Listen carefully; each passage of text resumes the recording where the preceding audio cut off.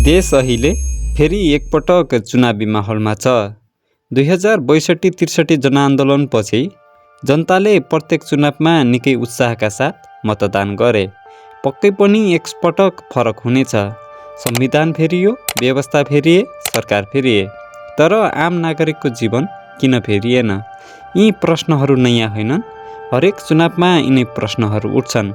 यही निराश र थकानका बीचमा पछिल्ला केही वर्ष यता एक नाम निकै चर्चामा आएको छ। ती हुन् बालेन्द्र शाह। कतिपयका लागि आशाका प्रतीक बनेका छन् भने कतिपयका लागि साहसी नेता। अब प्रश्न उठ्छ, के बालेन शाह जनताले खोजेका नायक हुन् कि केही समय हराउने एउटा ट्रेन्ड मात्र? नेपालमा समस्या के साँच्चै व्यक्तिको हो कि प्रणाली नै यस्तै छ? आउनुहोस् आजको भिडियोमा डिटेलमा बुझ्ने कोसिस गरौँ।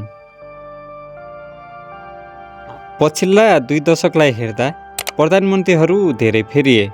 कुनै 5 वर्ष टिक्न सकेनन् भने कुनै 1 वर्षमै हटे।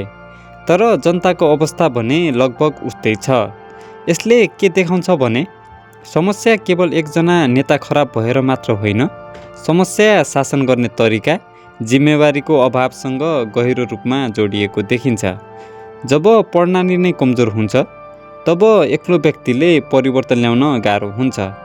यही कारणले आज जनता पुराना दलसँग दिक्क छन्। एउटै दलले पटक पटक सत्ता पाउँदा पनि जनताको जीवनमा ठोस सुधार नआउँदा स्वाभाविक रूपमा प्रश्न उठ्छ, किन हामीले फेरि उही अनुहारलाई विश्वास गर्ने? यही सोचबाट नयाँ अनुहारप्रति आकर्षण बढेको देखिन्छ। बालेनको उदय पनि यही सन्दर्भमा बुझ्नुपर्छ। बालेन कुनै ठुलो पार्टीको भरमा राजनीतिमा आएका भने होइनन्। पेसाले इन्जिनियर थिए। जब 2079को स्थानीय चुनावमा स्वतन्त्रबाट उठेका बालेन शाहले भारी मतले जितेर काठमाडौँको मेयरमा नियुक्ति भए। काठमाडौँको मेयर बनिसकेपछि उनले देखाएको कार्यशैली धेरैलाई चकित बनायो। निर्णय गर्दा दबावमा नझुक्ने अडान र बोलेको कुरा गरेर देखाउने शैली, यी कुराले जनतामा निकै चर्चित हुँदै गए। उनको काम गर्ने शैली, विभिन्न कुराहरूले उनलाई अरू नेताभन्दा फरक बनायो। मानिसहरू काम हेर्न चाहन्छन् र बालेन शाहले आफ्नो क्षेत्रमा काम गरेर देखाए। अब प्रश्न उठ्छ, महानगर चलाउनु र देश चलाउनु एउटै हो? यो पक्कै पनि होइन, किनकि महानगर एउटा स्थानीय सरकार हो जहाँ अधिकार र दायरा सीमित हुन्छ। देश चलाउनु भने संसद, सरकार, राजनीति दल चाहिन्छ। कुनै एक व्यक्तिको इच्छा शक्ति मात्र प्राप्त हुँदैन। त्यहाँ राजनीतिक समर्थन, संस्थागत क्षमता र दीर्घकालीन रणनीति आवश्यक पर्छ। प्रधानमन्त्री बन्ने कुरा भावनाले होइन, संसदको गणितले तय गर्दछ। नेपालमा प्रधानमन्त्री बन्न बहुमत चाहिन्छ, अर्थात् 275 सिटमध्ये 138 सिट चाहिन्छ। नेपालमा प्रधानमन्त्री कसरी चुनिन्छ भन्ने बारे हामीले अघिल्लो भिडियोमा कुरा गरिसकेका छौँ। लिङ्क डिस्क्रिप्सनमा छ, चेक गर्नुहोला। नयाँ दल रासपाले बहुमत ल्याउन गाह्रो देखिन्छ। सङ्गठन बलियो नभएको कारण लगभग असम्भव जस्तो देखिन्छ। त्यसैले बालेन शाह प्रधानमन्त्री बन्न सक्छन् कि सक्दैनन् भन्ने प्रश्न फागुन 21को चुनावले निर्धारण गर्नेछ। यसको अर्थ बालेन शाह असक्षम छन् भन्ने चाहिँ होइन।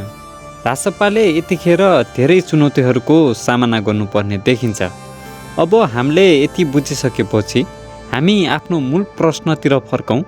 बालेन शाह नायक हुन् कि ट्रेन्ड मात्र? यसको उत्तर आजै निश्चित रूपमा दिन सकिँदैन, किनभने नायक बन्ने प्रक्रिया एकै दिनमा पुरा हुँदैन।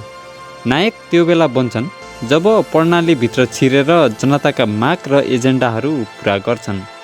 यदि बालेन शाह सामाजिक सञ्जालको समर्थनमा सीमित रहे अथवा कुनै दीर्घकालीन योजना बिना अगाडि बढ्यो भने यो लोकप्रियता बिस्तारै कमजोर हुन सक्छ।